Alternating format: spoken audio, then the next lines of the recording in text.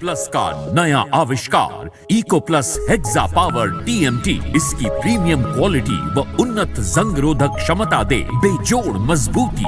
Eco plus cement और steel, इस पर है देश को भरोसा। खुदी को आजमाया है तो ये अंदाज आया। तुम में भी मैं हूं शुद्ध प्लस पान मसाला। जब पशुओं को मिलेगा प्यार और मिल्को मोर पशु आहार तो दूध बहेगा, मुनाफा बढ़ेगा। मिल्को मोर पशु आहार। खुदी को आजमाया है तो ये अंदाज आया। तुम में भी मैं हूं शुद्ध प्लस पान मसाला। नमस्कार, लोकमंच न्यूज देख रहे हैं आप। मैं हूं आपके साथ सुरभि राजपूत। सीधी रुक करेंगे खबरों की और बात करेंगे सबसे पहले उत्तर प्रदेश के बदायूं की। महाशिवरात्रि के पर्व पर मंदिरों में श्रद्धालुओं की भारी भीड़ देखने को मिली। श्रद्धालुओं ने शहर के बीरू आवड़ी मंदिर, गौरी शंकर मंदिर समेत तमाम मंदिरों में शिवलिंग का जलाभिषेक कर बेलपत्र, दूध और फूल चढ़ाकर भगवान भोलेनाथ का अभिषेक किया। इस मौके पर मंदिरों के बाहर पुलिस का भी पहरा देखने को मिला।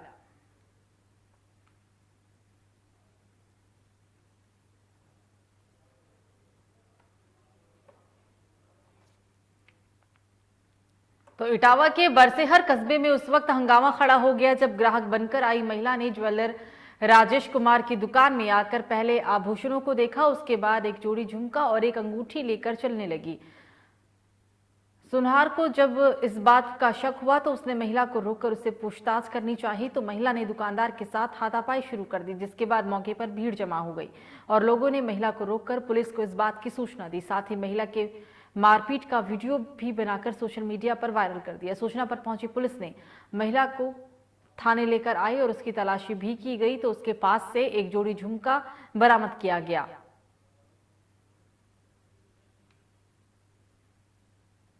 पूरा मामला यूपी के इटावा से, जहां एक दुकानदार के साथ मारपीट की गई है महिला के द्वारा।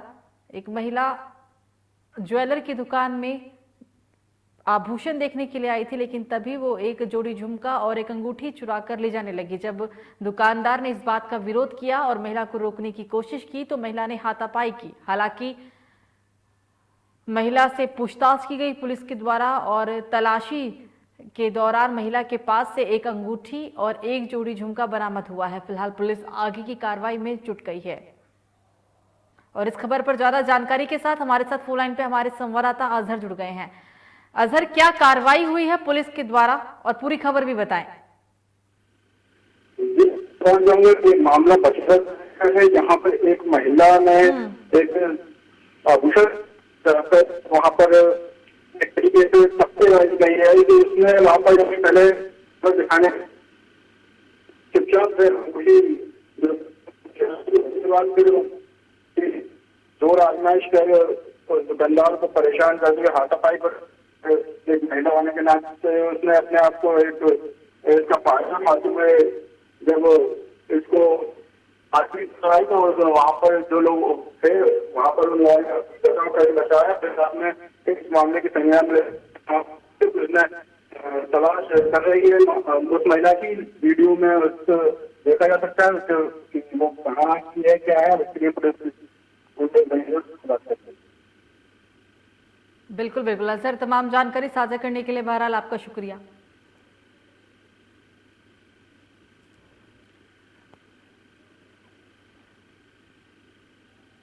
ये हुआ था वाला शाम को करो 10 बजे फ़ोन कि भाई साहब मुझे सवेरे टॉप से दे दियो, 8 बजे दुकान खोल लिया। हमने 8 बजे बाजार नहीं खोलता है, 10-11 बजे पहले कोई सामान नहीं। फिर आई तो बोली टॉप्स की लिस्ट में सब टॉप से देखे, यानी पैसा जमा करो तो अब तुम्हें दिखाई दी, दे दी हम तुम्हें।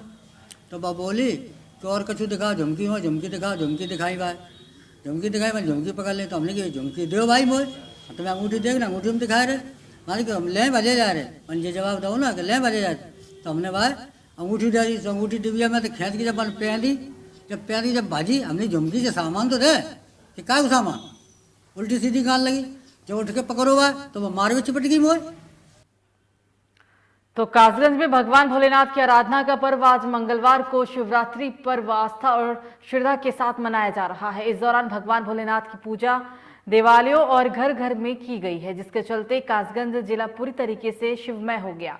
बता दें कि महाशिवरात्रि पर्व पर भगवान भोलेनाथ की आराधना का विशेष दिन शिवरात्रि होता है। इस दिन भोलेनाथ की कृपा भक्तों पर होती है। भक्त भी भगवान भोले को उनके प्रिय फल भांग धतूरा अर्पण करते हैं। आपका अजय सोलंकी, जो आज ये कौन सा मंदिर है यहाँ पूजा अर्चना करने, महाशिवरात्रि को लेकर क्या मानता है यहाँ की? ये बहुत प्राचीन मंदिर है, अंग्रेजों के ज़माने का है। पहले यहाँ एक कुआं था, जो बंजारे यहाँ रहते थे। हमें जैसे बाबा ने बताया, जो बाबा पहले रहते थे तो वो भी यहाँ रहते थे। उन्होंने यहाँ पर श्रद्धा से यहाँ पूजा पाठ की। फिर रेलवे वालों ने इस मंदिर को बनवा दिया। बहुत पुराना मंदिर है। अंग्रेजों का नाम है आपका? विजय किशोर, आज महाशिवरात्रि पर्व मनाया जा रहा है, किस तरह से मना रहे हैं, क्या मांग करते हैं भोले बाबा से? भोले बाबा सारी मनोकामना पूर्ण करते हैं। और ये हमारा मंदिर जो भोले बाबा का है, रेलवे लाइन की अंडरटेकिंग है, वो उसके बावजूद भी ये सैकड़ों वर्ष पुराना मंदिर है। और इस मंदिर को रेलवे ने बहुत हटाने की कोशिश की थी, लेकिन भोले बाबा की इतनी कृपा और शक्ति है, ये मंदिर हटा नहीं, लाइन इधर उधर हुई फिर भी टेढ़ी हो गई। इसके चलते इस मंदिर की बहुत मान्यता है। तो कासगंज में कावड़ियों से भरा एक ट्रैक्टर अनियंत्रित होकर पलट गया, जिससे इस हादसे में ट्रैक्टर में सवार आधा दर्जन से अधिक कावड़िया बुरी तरीके से घायल हो गए। मौके पर पहुंची पुलिस ने सभी घायलों को इलाज के लिए एम्बुलेंस की मदद से गंज डुंडवारा के सामुदायिक स्वास्थ्य केंद्र में भर्ती करवाया। बता दें कि कोतवाली से कदनरपुर वैश्य क्षेत्र के गांव नवाबगंज नगरिया के पास कावड़ियों से भरा एक ट्रैक्टर अनियंत्रित होकर पलट गया था, जिसमें तकरीबन आधा दर्जन कावड़िया घायल हो गए थे।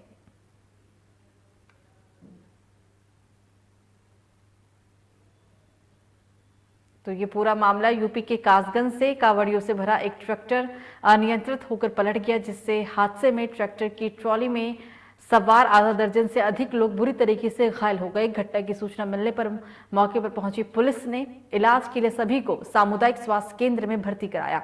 मिली जानकारी के अनुसार बरी नगला गांव में रहने वाले लोग कावड़ भरने कादरगंज गंगा घाट पर जा रहे थे, तभी कावड़ियों से भरा उनका ट्रैक्टर कोतवाली सिकंदरपुर पूर्व वैश्य क्षेत्र के गांव नवाबगंज नगरिया पर अनियंत्रित होकर पलट गया था। ये पूरा घटनाक्रम यूपी के कासगंज से घटनास्थल की ये तस्वीरें हैं। बीती रात की ये घटना बताई जा रही है।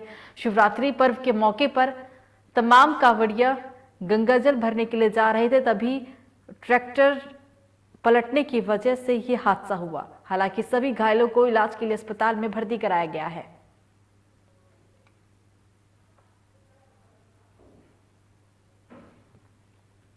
शिवरात्रि के मौके पर ही बीती रात तकरीबन कई लोग गंगा घाट पर गंगाजल भरने के लिए जा रहे थे। इस दौरान हादसे का शिकार हो गई ट्रैक्टर और अनियंत्रित होकर पलट गई। इस हादसे में 6 से भी ज्यादा लोग घायल हुए हैं। हालांकि सभी घायलों को इलाज के लिए सामुदायिक स्वास्थ्य केंद्र में भर्ती कराया गया है।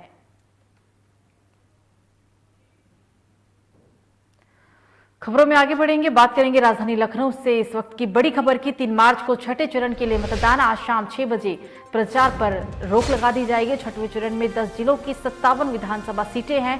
छठवें चरण में 57 सीटों पर वोटिंग किया जाएगा। 3 मार्च को सुबह 7 बजे से लेकर शाम के 6 बजे तक मताधिकार का प्रयोग करेंगे मतदाता। अंबेडकर नगर, बलरामपुर, सिद्धार्थनगर, बस्ती, संत कबीर नगर, महाराजगंज, गोरखपुर, कुशीनगर, देवरिया और बलिया में 3 मार्च को मतदान होगा।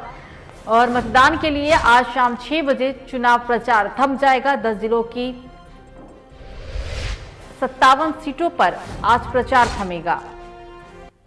कुल 57 सीटें हैं 10 जिलों की, जिसके लिए आज प्रचार को बंद करा दिया जाएगा। ये 10 जिले काफी अहम हैं, क्योंकि इन 10 जिलों में एक जिला गोरखपुर भी है। गोरखपुर के 9 विधानसभा सीटों पर मतदाता अपने मताधिकार का प्रयोग करेंगे। गोरखपुर से सीधे चुनावी मैदान में यूपी के मुखिया सीएम योगी आदित्यनाथ चुनाव लड़ रहे हैं। हालांकि वो पहली बार विधानसभा चुनाव लड़ रहे हैं। लोकसभा से सांसद जरूर है योगी आदित्यनाथ, लेकिन इस बार का चुनाव हर मायने में काफी अहम है, क्योंकि कई केंद्रीय मंत्रियों की साख भी दांव पर लगी हुई है। 3 मार्च को छठे चरण का मतदान है। 10 जिले और कुल 57 विधानसभा सीटें इसमें शामिल है। 10 मार्च को जो मतदान होना है, इसके लिए तमाम पार्टियां शाम के 6 बजे से पहले ही प्रचार कर सकती है। शाम के 6 बजे प्रचार पर रोक लगा दी जाएगी। और हालांकि इसी कड़ी में लगातार तमाम पार्टियों के नेता और मौजूदा सरकार के कई दिग्गज नेता, कई केंद्रीय मंत्री लगातार यूपी के अलग अलग जिलों में जनसभाएं कर रही हैं। मौजूदा सरकार के पक्ष में वोट करने की अपील कर रही हैं। ये 10 जिले काफी अहम हैं। 57 विधानसभा सीटें इसमें शामिल हैं। बता दें आपको कि जब पिछले 2017 में चुनाव हुए थे, इसमें ज्यादातर सीटों पर बीजेपी ने ही जीत हासिल की थी। बीजेपी का परचम लहराया था। 10 विधानसभा सीट, 10 जिले और 57 विधानसभा सीट। हर महीने में बीजेपी के लिए छठा चरण भी काफी अहम है। अंबेडकर नगर, बलरामपुर, सिद्धार्थनगर, बस्ती, संत कबीर नगर, महाराजगंज, गोरखपुर की 9 विधानसभा सीट शामिल है। कुशीनगर, देवरिया, बलिया में 3 मार्च को मतदान होगा। आज शाम 6 बजे चुनाव प्रचार पर रोक लगा दी जाएगी और 3 मार्च को 10 जिलों की 57 सीटों पर चुनाव प्रचार होगा।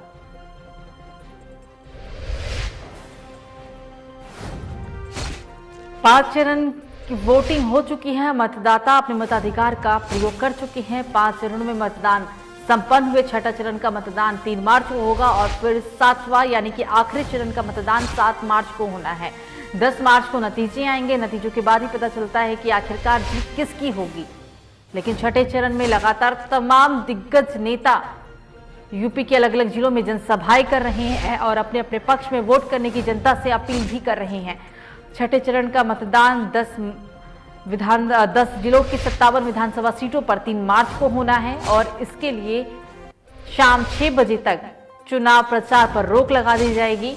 आज शाम को 6 बजे से पहले ही जो भी चुनाव प्रचार किया जा रहा है कर सकते हैं और 6 बजे के बाद किसी भी तरह की किसी भी प्रचार के लिए रोक लगी रहेगी।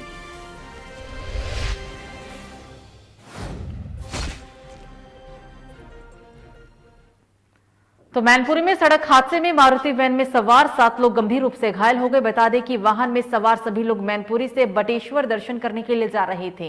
तभी ड्राइवर को नींद आ जाने की वजह से मारुति वैन पलट गई, जिससे कार में सवार तकरीबन 7 लोग गंभीर रूप से घायल हो गए। हालांकि आनन फानन में सभी घायलों को इलाज के लिए अस्पताल में भर्ती कराया गया है। ये पूरी घटना मैनपुरी आगरा रोड के ब्रह्मदेव के पास की बताई जा रही है। एक बार फिर से तेज रफ्तार का कहर देखने को मिला। यूपी के मैनपुरी में 7 लोग गंभीर रूप से घायल हुए हैं। हालांकि हादसे की वजह ड्राइवर को नींद आना बताया जा रहा है। कुछ की हालत गंभीर है, जिनकी हालत गंभीर है उन्हें इमरजेंसी के तहत भर्ती कराया गया है। ड्राइवर को नींद आने की वजह से यह हादसा हुआ था। कार में सवार 7 लोग गंभीर रूप से घायल हो गए। आनन फानन में सभी घायलों को जिला अस्पताल इमरजेंसी वार्ड में भर्ती कराया गया। ये पूरी घटना हालांकि मैनपुरी आगरा रोड के ब्रह्मदेव के पास की बताई गई है। यह अस्पताल की तस्वीरें। 7 लोग गंभीर रूप से घायल हैं। आपातकालीन विभाग में सभी को भर्ती कराया गया है। कुछ की हालत हालांकि नाजुक बनी हुई है। मैनपुरी आगरा रोड के ब्रह्मदेव की ये पूरी घटना। अच्छा, कहाँ से कहाँ जा रहे थे, क्या हुआ? बटेश्वर जा रहा था। रास्ते में गाड़ी में ड्राइवर को नींद आ गई। कितने लोग थे उसमें सवार? 7। सब घायल हैं? सब घायल। तो फिलहाल मुझे दीजिए इजाजत खबरों में। नमस्कार।